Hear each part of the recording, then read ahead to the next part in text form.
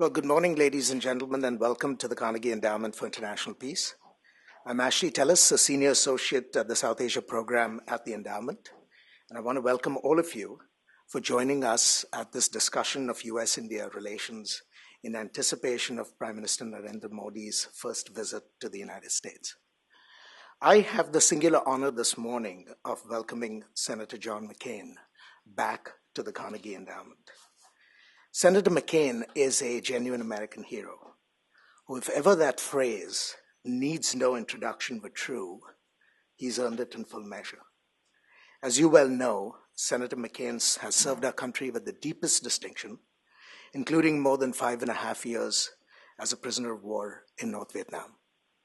For his military service, he was decorated with the Silver Star, the Bronze Star, the Legion of Merit, the Purple Heart, and the Distinguished Flying Cross.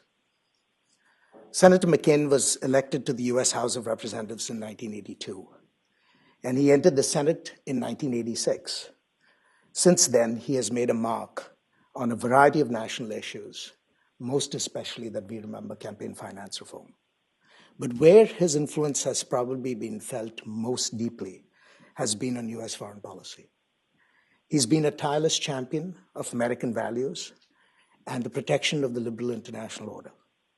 And he has been a strong advocate for the maintenance of American power, which he recognizes as essential to protect both those values and that order.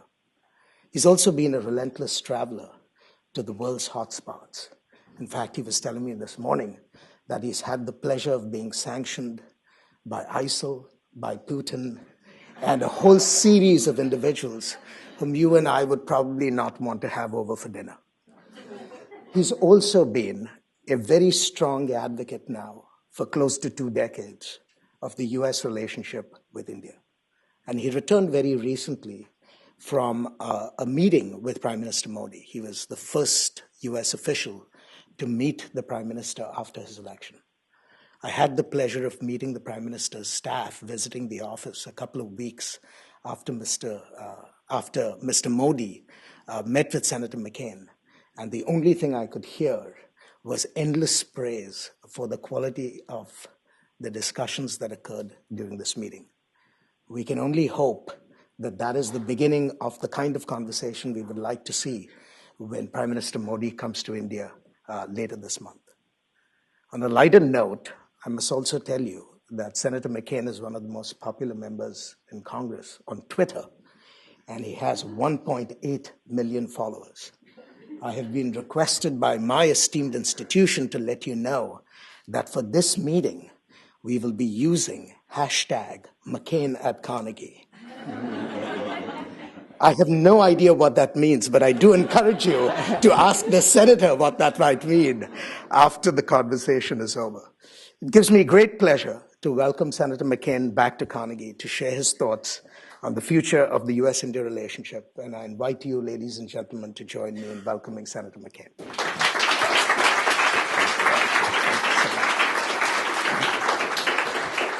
Thank you, Ashley. And as you mentioned, one time I believe it was Henry Kissinger, they said, a man who needs no introduction. And he said, yes, but I always enjoy it. And so thank you for your kind words and your friendship and the enormous contributions that you continue to make in the formulation of not only our policies with regard to India, but indeed throughout the world. And thank you for not mentioning that I ran for President of the United States. Thank you. Thank you, Ashley. I often say that after I lost, I slept like a baby. Sleep 2 hours, wake up and cry, sleep 12. So, anyway, I was very pleased when I was invited back to this important institution to speak about India, the United States, and our strategic partnership. And I look forward to our dialogue and questions and comments that you may have. But first, I'd like to mention that our strategic partnership, in my view, is of the utmost and transcendent importance.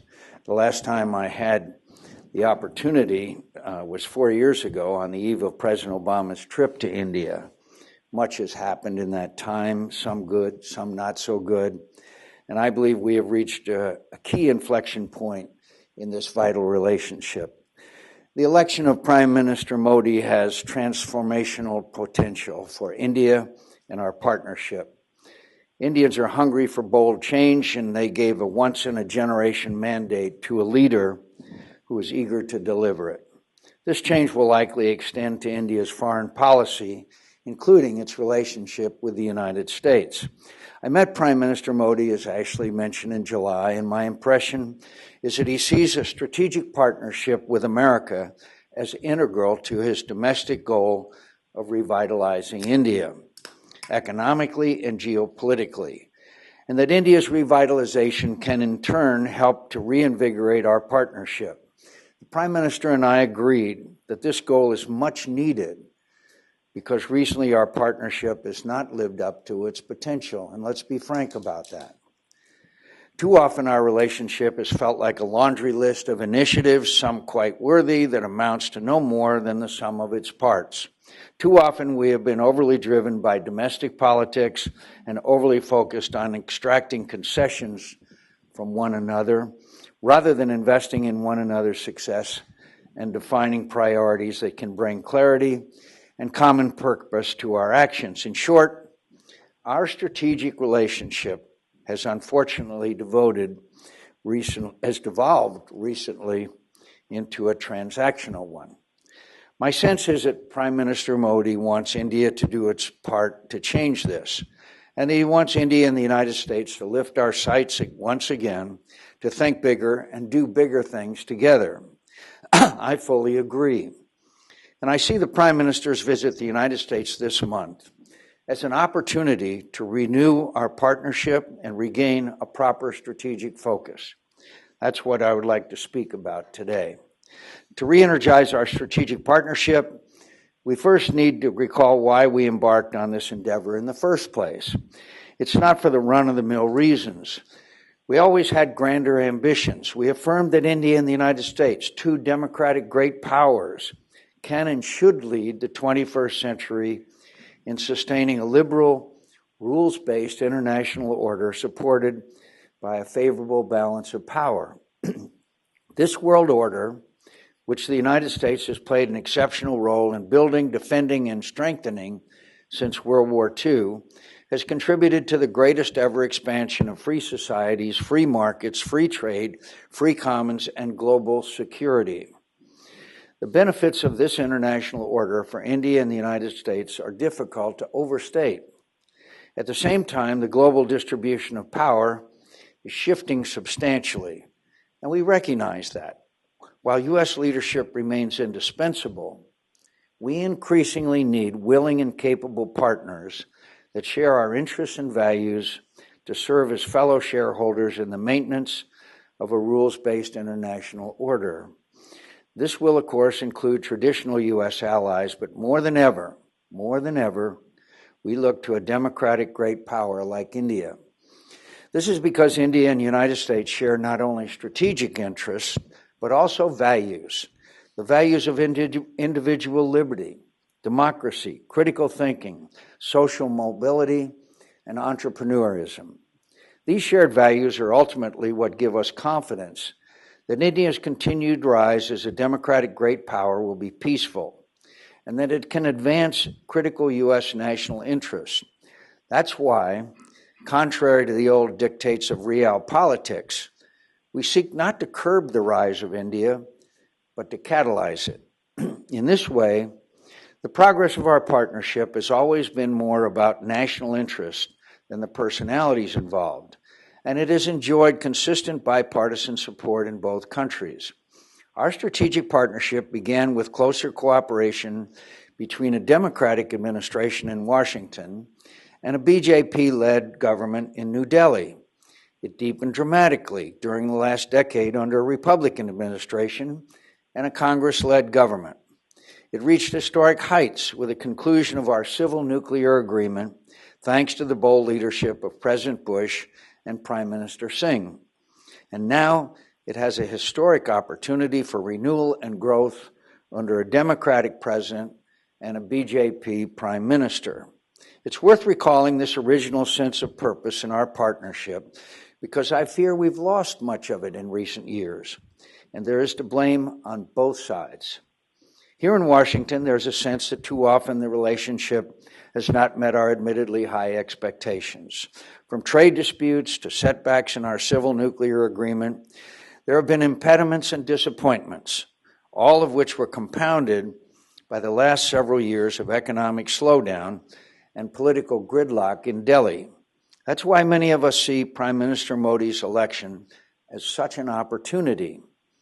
Though challenges of bureaucracy, capacity, and at times ideology will persist, this is a chance for India to rebuild its confidence and grow more ambitious and strategic in its relationship with the United States. However, this depends on India's confidence that a partnership with America is worth investing in. And my sense is that some in India are starting to have doubts. Many Indians I have met are concerned that the United States seems distracted and unreliable, especially in its relationship with India. They are concerned that President Obama's declared, quote, pivot to Asia seems to be more rhetoric than reality, in large part due to devastating cuts in U.S. defense capabilities under sequestration. They're concerned that U.S. disengagement from the Middle East has created a vacuum that extremism and terrorism are filling. They are concerned by perceptions of U.S. weakness in the face of Russian aggression and Chinese provocation. And most of all, they are concerned by President Obama's plan to withdraw from Afghanistan by 2017, which Indians believe will foster disorder and direct threats to India. Obviously, I am sympathetic to these concerns, which are shared by many other U.S. partners. But I recount this not to score partisan points, but because we must recognize that policies and actions such as these are imposing costs on India and potentially reducing the value of a partnership with America in Indian eyes. Indeed, Foreign Secretary Shyam Shahran suggested as much recently, quote, the post-Second World War international order, he said, created and dominated by the U.S. and its Western allies, is being steadily and relentlessly dismantled. He concluded that the value of the U.S. role in Asia has diminished. That is a serious charge from a long-time proponent of our partnership and the head of India's National Security Council Advisory Board. The question then is, what do we do about this? How can we rebuild the strategic focus of our partnership? I'd like to offer two broad suggestions. First, India and the United States need to think more ambitiously about how we can invest in each other and improve our capacity to work together. As I have said before, the United States wants Prime Minister Modi to succeed because we want India to succeed. For our part, when India thinks of its partners in the world, we want it to think of the United States first. That means positioning our country as a preferred provider of the key inputs that can help to propel India's rise. The United States should be India's preferred partner on energy. America is now unlocking transformational, transnational, new supplies of oil and natural gas, and India's demand for both is rising. It is in the U.S. interest for democratic partners like India to gain greater access to our energy, which can help them reduce their dependence on unstable or problematic energy suppliers. This will be difficult and may require legislative changes, but the economic and strategic benefits would be immense. We should also be India's preferred partner for economic growth, spanning education, human capital, and infrastructure development, and especially trade and investment. Our government cannot direct these private activities as others can, but U.S. companies and capital are always looking for opportunities, and they will go where they find transparent governments, effective institutions, rule of law, and a favorable regulatory environment. In this way, Prime Minister Modi's domestic reform agenda can help to attract greater U.S. trade and investment. And these U.S. ventures can in turn reinforce the Prime Minister's domestic reform agenda. Our governments are currently negotiating a bilateral investment treaty, which is worthwhile. But why not aim instead for a free trade agreement? India and the United States have or are negotiating FTAs with every other major global trading partner. So we're on course to discriminate only against one another. How does that make sense? Our goal should be to produce a roadmap for concluding a free trade agreement and start negotiating it. We could then work toward India's integration into the Trans-Pacific Partnership once it is finalized. Would this also be extremely hard? Of course. But the same was said of our civil nuclear agreement, and we did it. We should be India's preferred partner on defense issues as well. Our militaries must work more closely to sustain a favorable balance of power in key parts of the world. This means building new habits of strategic consultation and cooperation. It means developing a common operating picture and conducting joint exercises in all domains to build real military power on both sides. It means America being willing to transfer technology to India that can make its defense acquisitions more effective, and India being able to protect these capabilities as U.S. law requires. It also means arms sales, but more than that, it should mean joint development and production of leading-edge military systems. Anti-tank missiles, such as envisioned in the Defense Trade and Technology Initiative, would be a good start. But when the Prime Minister and President meet this month, I hope they lay out more ambitious joint ventures like shipbuilding and maritime capabilities, even aircraft carriers.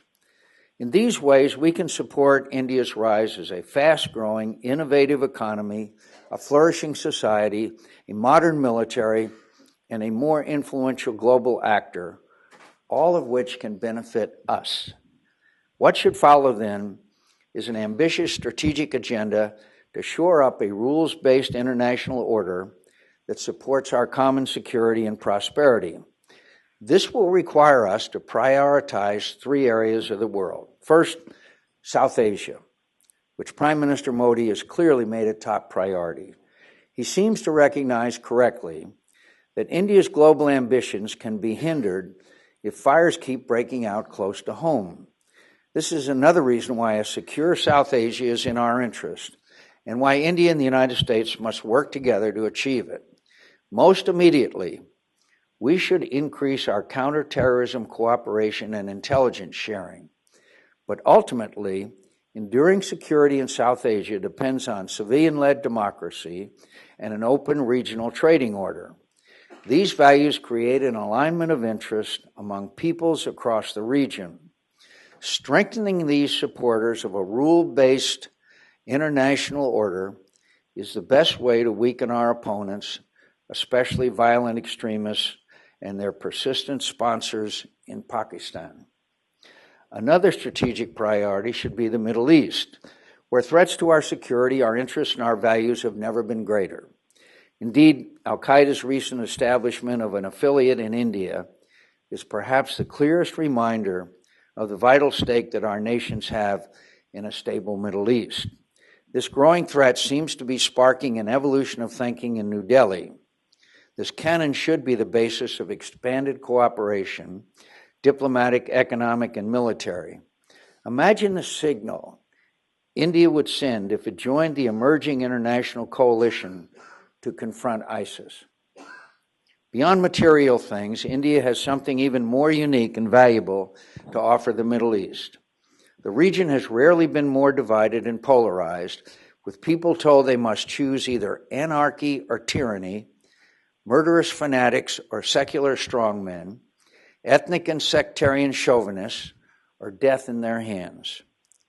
These are false choices that will only lead the Middle East deeper into ruin and the living embodiment that there is a better way, A democratic, pluralistic, moderate way is India.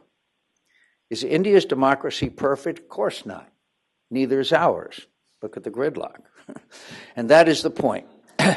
We strive for these values even as we fall short of them at times. And when we do, our values help us correct ourselves. Promoting these values in the Middle East is a natural role for India, and it makes India a natural partner for the United States. A final strategic priority is East Asia and the Pacific, where the key challenge to a liberal, rules-based international order comes more from strong states and growing geopolitical rivalries than weak states and non-state actors as in the Middle East. The idea that Asia's future will be determined by the rise of any one country is wrong. Across this vast region, more people live under democracy than any other form of government. And more states, democratic or otherwise, increasingly see the value of a rules-based international order and the need to play a greater role in sustaining it. For this reason, we see increasing strategic cooperation of every kind in the Asia-Pacific region between the United States and its treaty allies, especially Japan and Australia, but also between these countries and emerging powers such as Indonesia, Singapore, Vietnam, and of course, India. Indeed, the growing partnership between India and Japan is perhaps most encouraging. India and the United States must play a leading role, both together and with other like-minded states, to strengthen a rules-based international order and a favorable balance of power in Asia. None of this means that India or the United States seeks to antagonize or exclude China. In fact, the India-U.S. strategic partnership in all its forms, diplomatic, economic, military, and on behalf of our values, is critical to encouraging China to rise peacefully in the present order rather than trying to change the status quo unilaterally and coercively. More provocative to China than any of this is the perception that India and America are weak and divided. Whether it is steps our country can take to enhance our influence or to project our influence together, the meeting this month between Prime Minister Modi and President Obama is and must be an opportunity for true strategic dialogue, not a scripted exchange of talking points, but an open discussion of the big questions. What kind of world do we want to live in? What are our true priorities amid a large bilateral agenda? And most importantly, why does this partnership still matter? Now, as always, there will be skeptics on both sides. There will be Americans who tell their president that this whole strategic partnership is overhyped, that India will never really get its act together, that it cannot be trusted to cooperate with us in a meaningful way. I'm sure there will be Indians who tell their prime minister that drawing closer to the United States is a net liability, that America is in decline, and that it is increasingly unable and unwilling to exert resolute global leadership. We need to refute these skeptics because it would be disastrous for both countries if we fail to reach our full potential as strategic partners. For India, it would mean squandering perhaps the greatest external factor that can facilitate and accelerate its comprehensive rise to power. And for the United States, it would mean missing an irreplaceable opportunity to shape the emergence of a global power that could lead the liberal international order together with us into the 21st century. In other words, the stakes are high, and each country has to do if we are to succeed. The President and Prime Minister must know that our relationship will continue to face short-term frustrations and setbacks and disappointments. But ultimately, this strategic partnership is about India and the United States placing a long-term bet on one another, a bet that each of us should be confident can offer a big return. Americans should have confidence in India. It will soon become the world's most populous nation. It has a young, increasingly skilled workforce. It is one of the world's largest economies. It is a nuclear power that possesses the world's, thank you, thank you, Ashley. It is a nuclear power that possesses the world's second largest military, which is growing more capable and technologically sophisticated.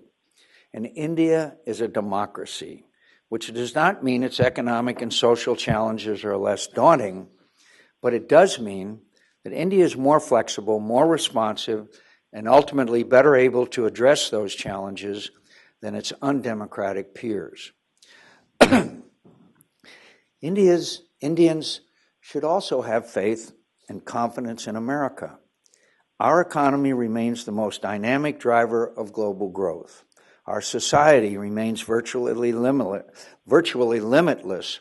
in its capacity for reinvention, innovation, and assimilating new talent. Our institutions of higher education remain the envy of the world.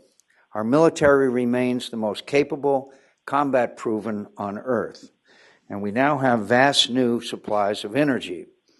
And for those who still have doubts, just recall Winston Churchill, who may not be viewed fondly in India, but who got this country right when he said, "You can always rely on Americans to do the right thing after they've tried everything else." Ultimately, India and the United States should have confidence in one another and in the promise of their strategic partnership because of our common capacity for renewal, which derives from our shared democratic values. It is this shared virtue that enables us to ask ourselves hard questions, to change when change is needed, to imagine how tomorrow can be better than today, to take risks and make it so. As long as our nations stay true to these values, there's no dispute we cannot resolve, no challenge we cannot overcome, and nothing we cannot accomplish together. Thank you very much. Thank you so much. Thank you. Thank you, Senator McCain, for that thoughtful reflection of where we are and where we ought to be going. I'm going to open the floor now. With your permission, my job will be primarily to recognize people who can ask you questions or offer comments.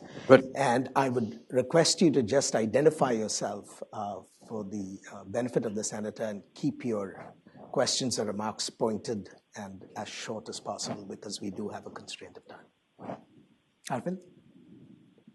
And wait for the microphone, please. Arvind, No, I've recognized Arvind, please, if you don't mind. I was recently in Pakistan, and this was my third trip since 1985. And I see Pakistan is going like this, and India is going like that. And I don't have a great vocabulary like your good friend Ashley. I want to give you example of Reagan's last press conference in the White House. He said that some black leaders are making good living out of civil rights. Similarly, some Pakistani corrupt journalists are making good living out of Kashmir. They are too coward, too corrupt, too incompetent to solve Kashmir issue, and they are playing with the 180 million people. Now, other example I would give you, Senator Kent, I think he is from South Dakota. Couple of decades ago, he went from the hill to his house. I think it was 8 and East Capitol, and a crook was grabbing his wife's hair. He called 911, and there was a recording. That is the comparison between Pakistan and India. So I want to ask you a question. My friend Ashley can tell you what is the mean Akhand Bharat. If you can push Indian and Pakistani to make some kind of association or try to find a solution of Kashmir, you are a bold and very honest soldier in your heart. This is the reason you lost the White House. I want you to give a very bold statement on Kashmir like Leon Panetta did and Mike Mullen did, that without resolution of Kashmir, these two countries are not going to go anywhere. They would keep spinning the wheel, they would keep fighting, and they would keep poor people more poor. Thank you very much. I'm sure there's a question in there somewhere. I probably should have addressed the issue a little more in my prepared remarks. It's a very serious situation in Pakistan, as we all know. We also know that Pakistan has an extensive nuclear weapons inventory. that makes the situation far more important to all of us in the world. I don't think there's any doubt that recent events in Pakistan have again, unfortunately, emphasized the fact that the military in Pakistan plays a very key and important role, probably more influential than is healthy in a democracy. I'll try to be very frank. And this recent demonstrations and then the intervention of the military, you've all paid attention to. The problem with Kashmir continues to fester, although I would argue in the long view, in recent years, it has lessened rather significantly. Events in Afghanistan will also affect Pakistan significantly because if the Pakistani intelligence, ISI, continues to support the Haqqani network, and our president continues complete withdrawal from Afghanistan, we're going to see the same Iraq movie again, unfortunately. That will then, of course, increase the role of the Pakistani military. I do have some sympathy as they tried to make more progress in Waziristan and other areas near the Afghan border. The Pakistani military has taken significant casualties as well. But the relationship between ISI and Haqqani network is still an unacceptable situation. So we all know that the Mumbai attack was orchestrated from within Pakistan. And I believe that the Indian government exercised remarkable restraint in not responding to that slaughter. So it's a long-term problem, Pakistan. It does affect relations with India significantly. This Kashmir situation could flare up at any time. But I would argue that a strong United States-India relationship can be a lesson to Pakistan as well, and we could then play a more beneficial role. Because we all know that Kashmir will only be settled through negotiations. And the ability of the United States and India to have more influence in that direction is probably if not a decisive influence, but certainly an important one. In short, all I can say is that the stronger that India is economically and militarily, the more beneficial influence perhaps they can have on democratic forces within Pakistan as well. But I do not pretend that this issue is going to be resolved or of Pakistan-India relationship is going to go away. But at least the Prime Minister, with a strong government, with a majority in the Parliament, is going to be able to act with and exercise more options than a weak, divided government would have been able to in the past. Arvind, right there at the last, please. Thank you. Arvind Subramanian from the Peterson Institute for International Economics. Senator McCain, thank you for a really outstanding overview of the India-US relationship. I was very intrigued by your reference to the possibility of a free trade agreement between the two countries. And in fact, we are working on a study on that, which we hope to have ready soon. But the question I have is, following up on that thought, would you think it desirable and necessary and feasible to have some language to that effect in any future TPA that Congress comes up with after the November election? The reason I ask is that, if there is some such language saying that, the US would be willing to consider India in some future free trade agreement or would encourage and support India's participation, say, in a future TPP, that would actually give some specificity to this, concreteness to this very bold and, I would say, a great idea that you just outlined?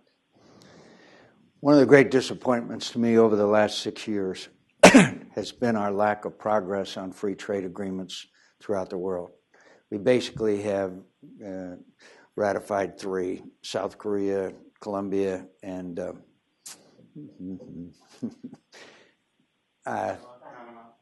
yes. So that's been a great disappointment to me. I would argue that the evidence is clear that wherever we have concluded a free trade agreement, it has been a great benefit to whoever we have had those agreements with. The greatest example, of course, is NAFTA. Unfortunately, there are protectionist forces within the Congress and, frankly, a lack of emphasis, in my view, in this administration. South Korea, Colombia, I'm going to be okay. But most importantly, and I won't use the words if I were president, I would urge the President of the United States, after the meeting with Prime Minister Modi, to come out and say, we have a goal of free trade between our 2 countries, and I would like to set in motion the modalities and the mechanisms to begin a series of negotiations, which will be hard. It will be very difficult. But to set it as a goal out of this first meeting with the Prime Minister of India and the President of the United States, I think could send a signal to put in train various forces that eventually we could achieve it. In my view, articulating it as a goal the United States will do everything in its power to achieve, and have the Prime Minister of India say the same thing, could set in train eventually a free trade agreement. And that, when you look at the size of the Indian economy and the nature of India, it could be incredibly historic, but it's not going to be easy. Yes, ma'am.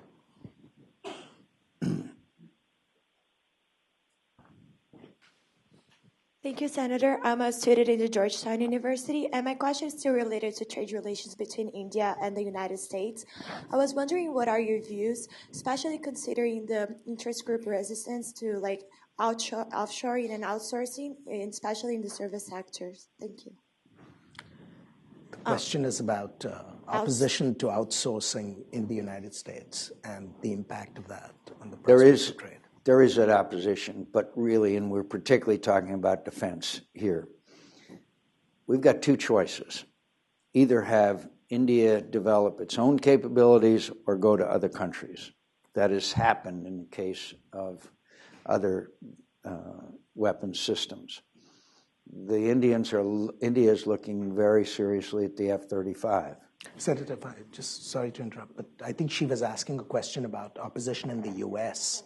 to Indian service exports here. So the opposition in the Congress to outsourcing and things like that, the impact of that on trade. I'm sorry, I apologize.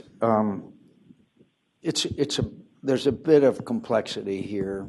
As you know, I was one of the gang of 8 that we negotiated a free trade agreement. And there's very little doubt that some Indian companies have taken advantage of the H-1Bs and filling up the quota at an early, within 2 or 3 days, the H-1B quotas have been filled up. In India, some companies, corporations in India, have used it as a way of moving people back and forth, which really is not in keeping with the intent of the H-1B program. That has been a source, and that provision in the comprehensive immigration reform that we passed has been a source of significant irritation from the Indian government. In fact, I've had visits from various government officials on it. That's one of the issues I think we have to overcome. But at the same time, we want Indian companies and corporations to locate in the United States, and we want the qualified and highly educated workforce that is there, and the entrepreneurship that is characterized the economic rise of India. And so I think we have to approach it in probably a way that would require negotiations between our two countries. But you raise a very thorny and difficult issues. I can't tell you the hours of discussions we had on this specific issues, but you can make a case that the H-1B program has been abused by various Indian interests. Yes, sir. I'm sorry I didn't understand your question. I apologize. Right there. Senator McCain, Sanjeev Joshipura, independent consultant in India-US business relations. You mentioned that during your trip to India, you met several Indians who bemoaned the fact that the United States had perhaps gotten a little bit distracted from its pivot to Asia and was not paying enough attention to the region as it should. And that some of them were even a little bit disappointed that America was not standing up to Russia in the face of Russian aggression in Ukraine and so forth. But I'd like to turn that issue around and view it from another lens, if you will. There will be some occasions when the national interests of both countries necessarily diverge. And a couple of examples are, in terms of gas imports that India makes from Iran, or the large military installed capacity that it possesses already from Russia historically, which necessitates maintenance and upgrades and so on and so forth. And so my question to you, sir, is, do you think in your conversations with other members of the Foreign Relations Committee in the Senate or with State or Defense or even with the White House here in the United States, do you think that there is an understanding here that despite the short-term meanderances, which have the potential to distract from the overall strategic relationship, that the relationship between the two countries should continue in a positive direction? Thank you. Yes, and on the issue of energy, as I mentioned in my remarks, there's been a transformational occurrence in the last 10 years, and that is the United States of America now, for all intents and purposes, is energy independent. Now, that doesn't mean we stop importing oil, but it does mean that we have now the capability, thanks to fracking, to export energy all over the world. And by the way, I have convinced until the Europeans are free of their dependence on Russian energy, we're not going to see serious sanctions enacted on Vladimir Putin, no matter what he does, which is, I can't tell you how frustrating and saddening that is to me, but it's reality. But we have now the capability within a couple of years to take that natural gas that's being flared in North Dakota, because as they exploit oil, they just don't have anything to do with the natural gas but burn it. And we could get that to ports and export it to India, to Europe, and throughout the world.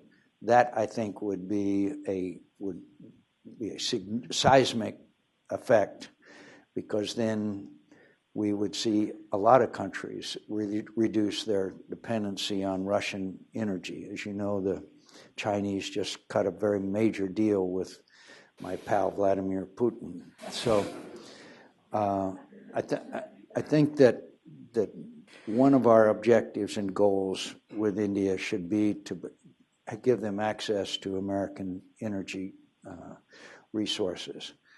I also think that on this whole issue of the pivot, first of all, we never should have used the word pivot. That right there sent the wrong message to everybody. It also meant to some confrontation with China, because we're going to pivot our military over there. That word was very unfortunate.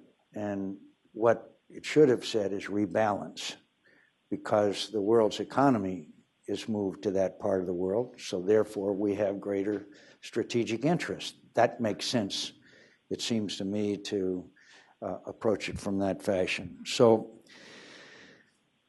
I guess we need to do everything we can to understand that India has its priorities, which don't coincide with ours.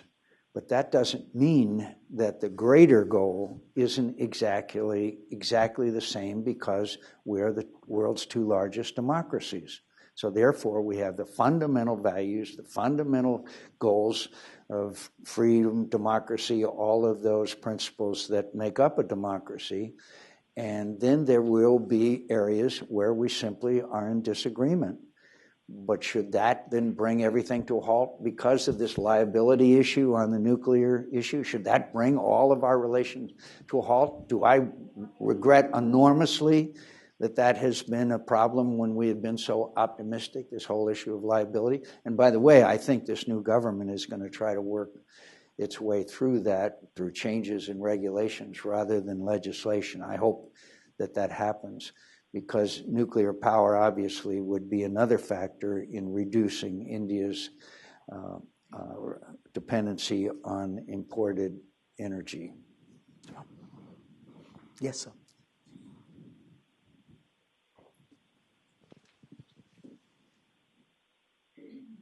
Good morning, Senator. Jason Tama with Brookings.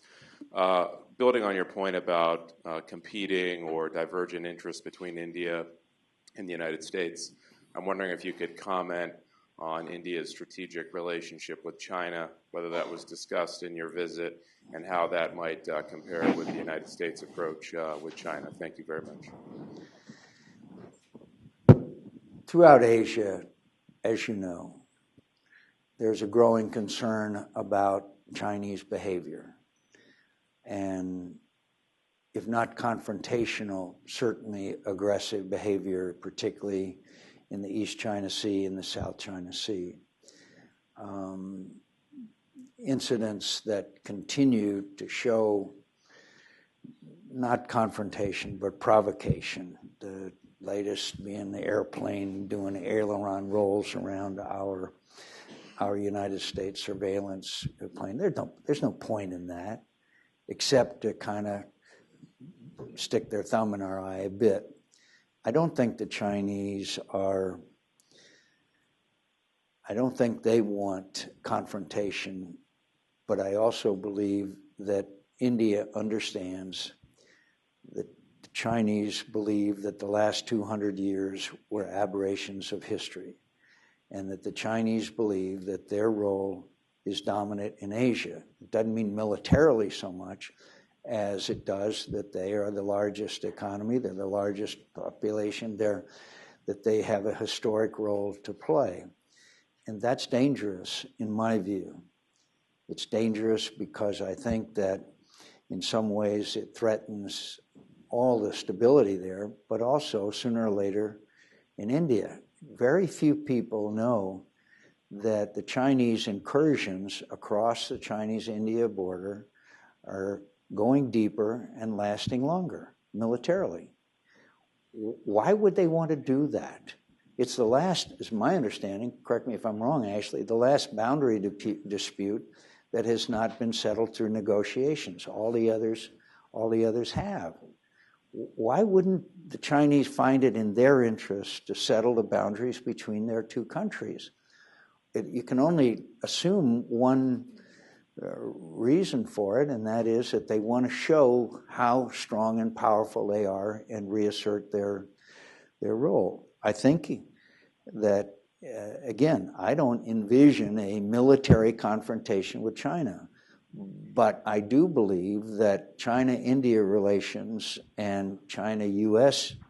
relations are going to worsen over time unless the Chinese conclude that it's not in their interest to continue this kind of I have to be very careful about describing Chinese behavior because you don't want to say that they want to start a war or anything. But I do believe that in some ways they are flexing their muscles, and not unlike Vladimir Putin to some degree, are seeing how much they can get away with. Yeah. Yes, right there. My name is Salim. I work for the Voice of America. We all know recently Al-Qaeda chief announced that they are going to open a branch in India, which is a direct threat to India, Myanmar, and especially Bangladesh.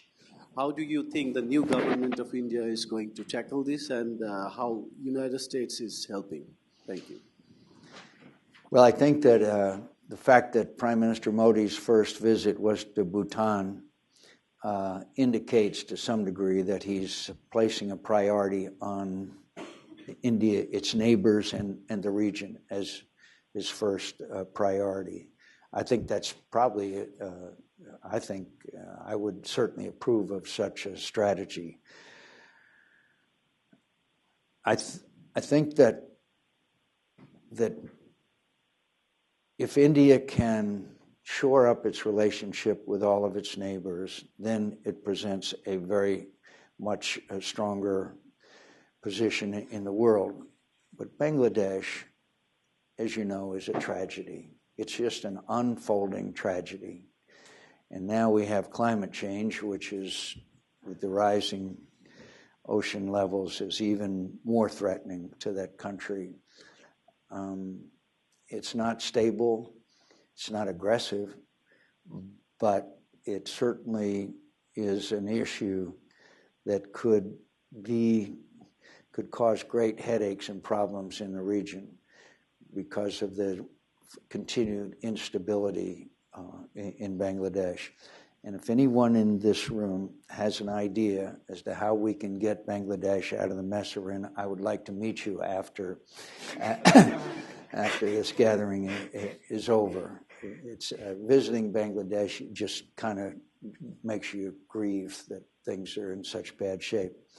But at the same time, I guess that if there's an outreach from India to Bangladesh, that can't hurt. It can only help.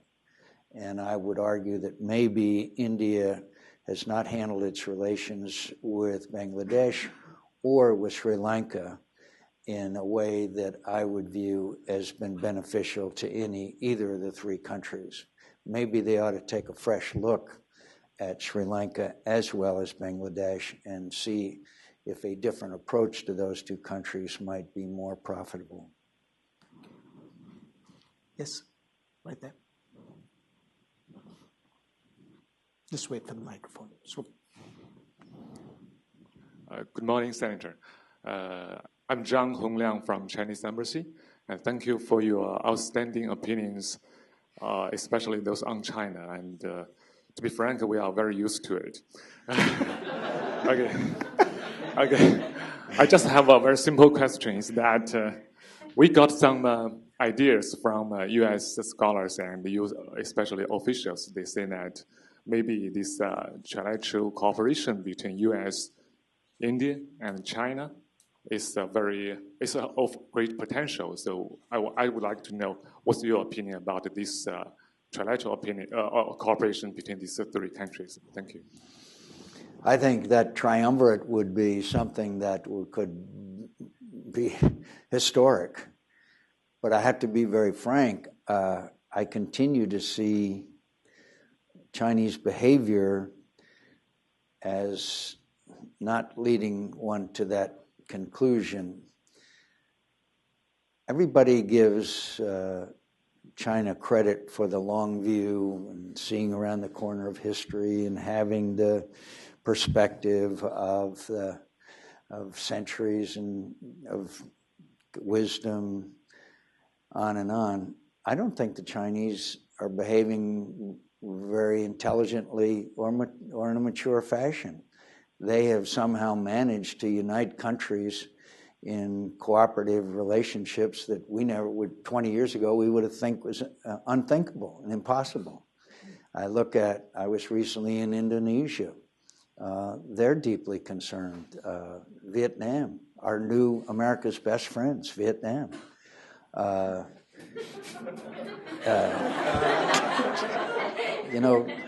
There's a ship that is named after my father and grandfather that is based out of the port in Japan. And twice now that ship has paid a port visit to Da Nang. I mean, that shows if you live long enough, anything is possible. And we see these countries now deeply alarmed by Chinese behavior, sinking ships even. They're investing all over the world, and yet in many of the countries that they have had significant investments in, there's been a reaction to them that has not been certainly what they had hoped or anticipated. I once had every once in a while I have the privilege of meeting with Lee Kuan Yew, who I think is the wisest man. I think he and Henry Kissinger are the two wisest individuals that I've had the opportunity of meeting with. And Lee Kuan Yew said very frankly, and has said it on several occasions and openly, he said the Chinese will build up their military power, and then they will tell the United States to get out, and that we can have Hawaii in that portion of the Pacific. I hope he's wrong, but everything that I see the Chinese doing is headed in that direction. So it's hard for me to see a China-India-U.S. relationship, although I would do everything in my power, and I'm sure that the United States government, no matter which party's in power, would seek to have that. But right now, unfortunately, events seem to trend in the opposite direction. I'll take one last question because the senator does have to leave. We can do two. All right. We can do two. Yes, ma'am.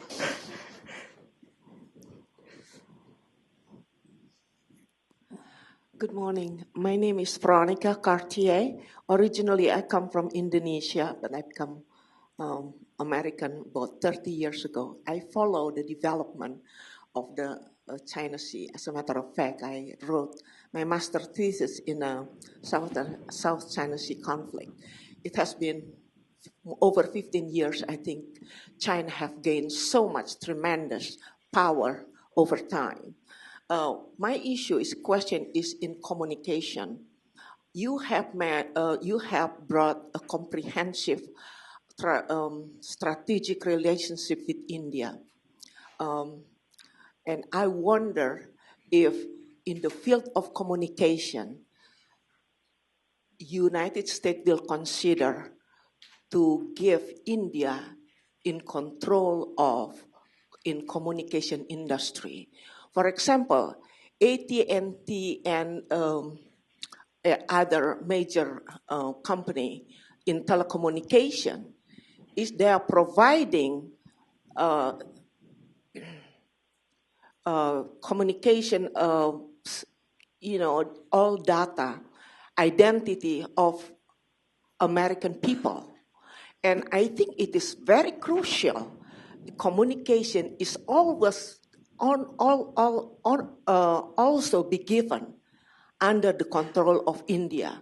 Would you please consider that? Because I think throughout the Asia Pacific, all communication, including cyber crimes, I have been visiting its experts, hackers and other things, is in Central in Asia Pacific.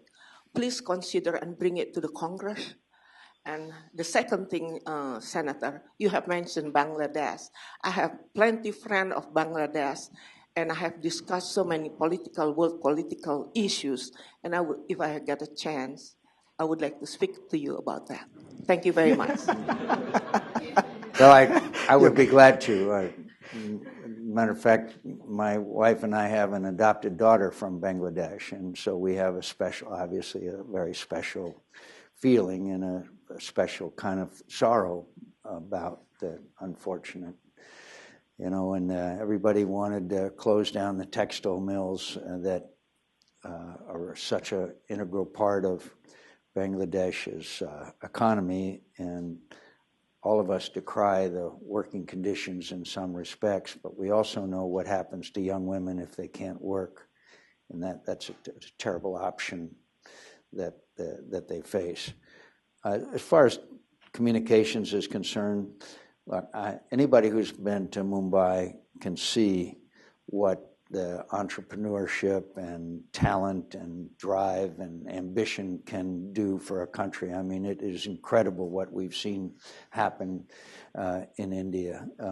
They are major players in all of telecommunications, and these devices have changed the world, and they will continue to change the world.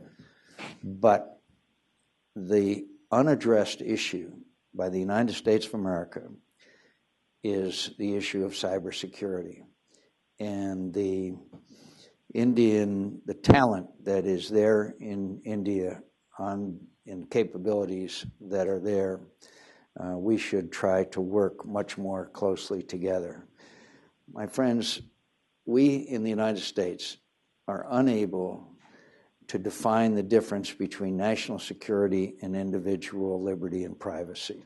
That's what we keep. I can't tell you. I've probably been to 100 meetings on cybersecurity. And every time we end up with people on the left who don't want an invasion of anybody's privacy, and et cetera. And on the right, we have people who say, we've got to investigate everybody and watch everyone in America. And the Snowden issue has really complicated this issue as far as Congress is concerned. And frankly, some of the revelations of Snowden have disturbed me. And I count myself as a national security, obviously on the more hawkish side, if you want to call it that way. And we could use the help of the talent and technology that India could contribute on that issue. Believe me, cybersecurity is, when you look at the potential and the development, particularly in China, of these capabilities, it's really, really disturbing. And there's two problems. One is the American people don't understand it very well, but maybe more importantly than that, members of Congress don't understand the issue. It's not within the realm of their everyday addressing of issues. And so we're gonna have to, maybe it's gonna take some cataclysmic event, I don't know. But I see it as, when we talk about the threats that we face to the world's security, I view cybersecurity as number one or number two, radical Islam perhaps being the most important. And I will look forward to your advice and counsel. I will give them one last question, and that goes to the young lady here. Thank you. Leah from VOA. Senator, you argued that the two great democratic powers, US and India, should lead in the 21st century. I'm just wondering, where do you think China fit in the international order that you envision? And also, I think nowadays everybody's winning India. Prime Minister Modi went to Japan. He's come to Washington, and the Chinese President Xi Jinping is also going to visit India later this month. Do you see emergence of a new power trial of U.S., India, and Japan, not exactly to contain against China, but maybe perhaps to hedge against the rise of China? Thank you. Thank you. And if I left something out of my remarks, I probably should have mentioned that. And it wasn't an accident that the Prime Minister went to Japan. And we now see a confluence with India and Japan, both strong governments and leaders, both of them in power with majorities in their various legislative bodies. That gives them a much more latitude. And I was very happy to see that meeting, and I am confident that relationship is very critical in the future. Look, I don't know what the Chinese are going to do, but I do know that a solid relationship between U.S., Japan, and India can be very helpful. And I want to emphasize, there is not an inevitable clash between the United States and China. That it is not inevitable. But we should be concerned about Chinese behavior, and through trade, through economy. Look, I don't think that a country as large and as now a well-educated middle class can be governed by a group of old men that meet in a seaside resort once a year. That just is not possible. That's not sustainable. And those of all of you, many have been to Beijing, when you see that haze that pervades, I would not like to be based in Beijing. So they really have significant difficulties. And Again, we were talking about telecommunications and social networking. This social networking has changed the world, and no autocratic or dictatorship or a government that's not representative of the people for long, I believe, can resist the influence of social networking, which brings me to, again, to China, in the respect that they can try to suppress social networking, but they'll never really succeed in doing it. There's too many young men in their underwear sitting in the basement of their mother's home smoking cigarettes that are thinking of ways to get around government censorship. So I don't think that they're going to be able to suppress it. But by the way, just as an aside, we, particularly in Voice of America and in Radio Free Europe and our other organs of communication, have got to catch up with the way that young people now do their communicating. And we're behind on that. No longer does a shortwave radio work. No longer does even television work so much. There are members of my staff who don't own a television set. And why should they? They can get everything off of the internet. So we're going to have to do a much better job in countering not just the propaganda that comes out of countries like Russia and China. I mean, I'm deeply concerned about the onslaught of pro-Russian television that is inundating the Baltics, Moldova, and other countries in the region. And we really haven't developed a counter to that. And we really need to. And as compared to buying weapons and tanks and airplanes, it's very inexpensive. And that's where the battleground is going to be. It's going to be in the war of ideas in the hearts and minds of the young next generation of Europeans. And the same thing can be said of Asia. Could I just say some of the challenges that we have talked about this morning are formidable and daunting. But I would argue that when you take the long view, that the prospects for the United States of America and the prospects for the United States and India relationship are nothing but good. We have technology that we can help with energy. We have a relationship in the telecommunications industry that is remarkable. I don't know how many students from India are studying in the United States of America today, but it's in the many thousands. And one of my deep regrets about not getting comprehensive immigration reform is because in our bill, one of the most important parts of it was any student in STEM that wanted to stay in this country could. And instead, these young students are going back to the countries they came from. If they want to go back to India, that's wonderful. But if they wanted to have the opportunity to stay in the United States for a while, we should have given them that opportunity, and it's not there now. This goes back to the H-1B issue that we were talking about. So, but overall, with the kind of leadership that we have, and there is more of an awakening, I think, in this administration than we've seen in the past about the importance of trade and relationships. I am overall optimistic. Nothing is immutable. It's people and leadership and technology and the fundamental principles of democracy and freedom that are there in both our nations. And so we can get through a lot of these hurdles. We just need to pay more attention to, in my view, probably the most important democracy on earth besides our own. And so please don't leave here with the idea that I'm overall pessimistic as I talk about the challenges, because overall, frankly, I've had the honor of meeting some very impressive people in my life, leaders. Prime Minister Modi ranks right up there as one of the most impressive individuals that I have ever encountered. I mean, he's tough, he's strong, he has a clear vision of where he wants to take the country. And if there's a problem that he has, unfortunately, is the expectations have been so hyped.